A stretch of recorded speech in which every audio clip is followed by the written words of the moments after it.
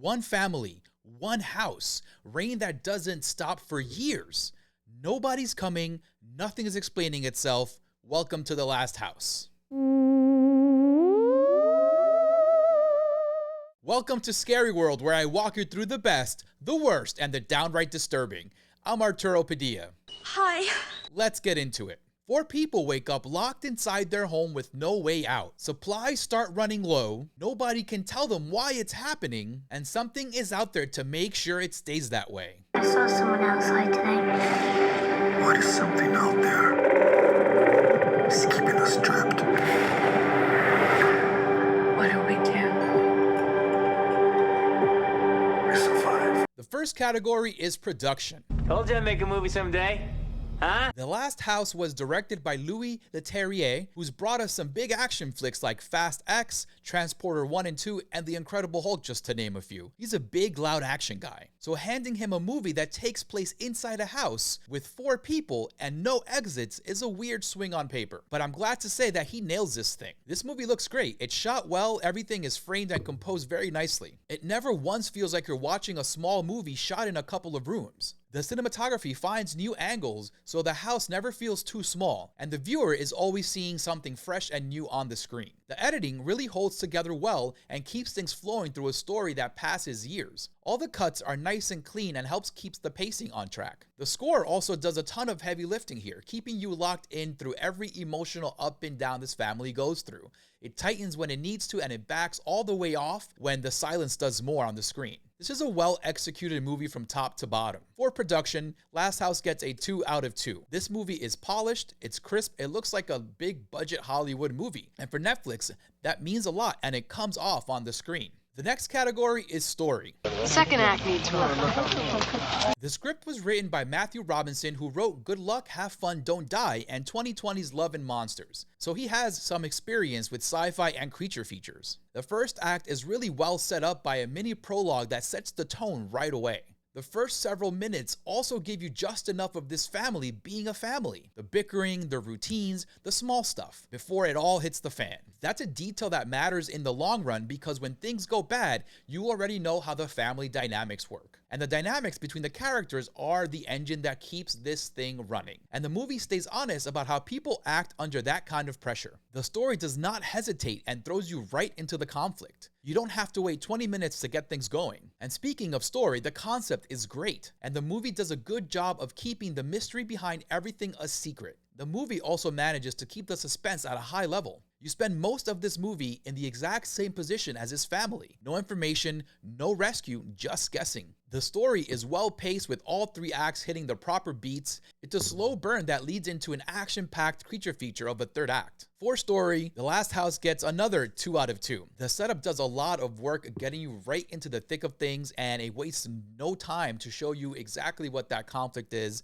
and what this family is about to go through. And the 3rd act is surprisingly full of action, and this is exactly why they got a director like Leterrier to do this movie, because of the action that presents itself throughout the film. The next category is ensemble. She's an actress. She's acting. This movie has a solid cast from top to bottom. Greta Lee and Wagner Moura play the parents in this movie, and the dynamics between them is one of the best things here. They understand that the success of this story hinges entirely on their performances, and they knocked it out of the park. The young actors are good too. They managed to hold their own in a movie that asks the kids to carry real scenes, not just react to things. The chemistry between all 4 of them is what makes this whole thing work. You buy them as a real family unit, and this movie would not have worked otherwise. For ensemble, The Last House gets another 2 out of 2. I really enjoyed the performances of all 4 characters involved, even the kids. They have 2 younger actors playing the younger selves of these characters,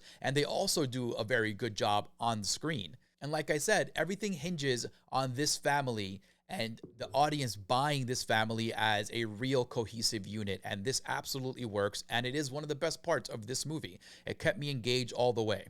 The next category is horror. Is it scary?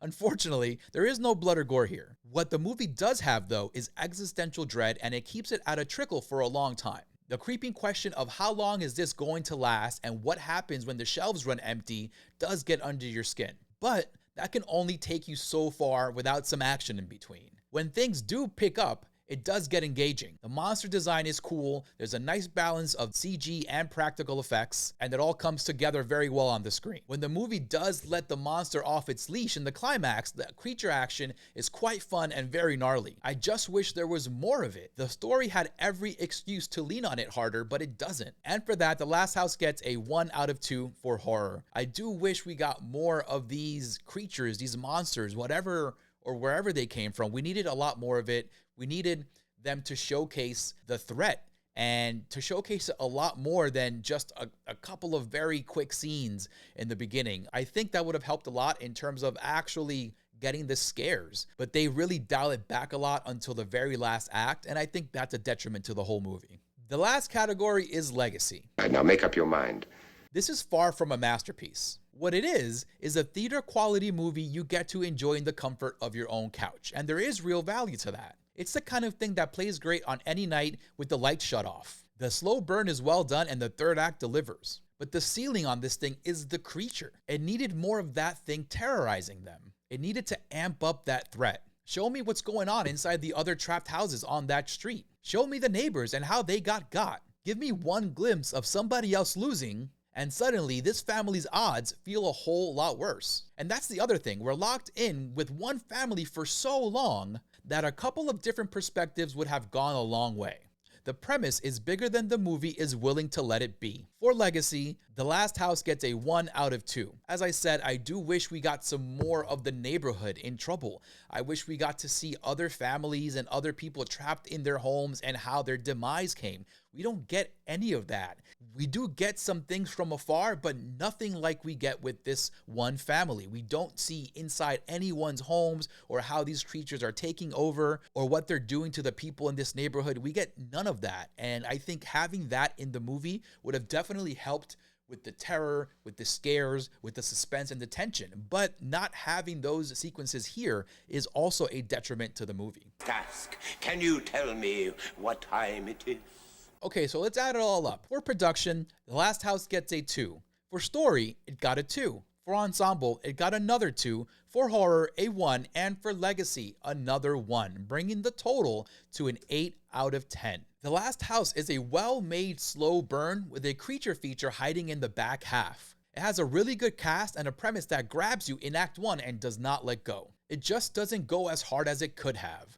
The scares, like the family's food supply, is rationed, and the world outside that front door stays a whole lot smaller than it needed to be. Watch it, enjoy it, just know you're getting a family drama with teeth, not a full-blown monster movie. I'm Arturo Padilla, and remember, it's a scary world out there, but I am here to walk you through it. See you next time. Hello, I just wanted to say goodbye.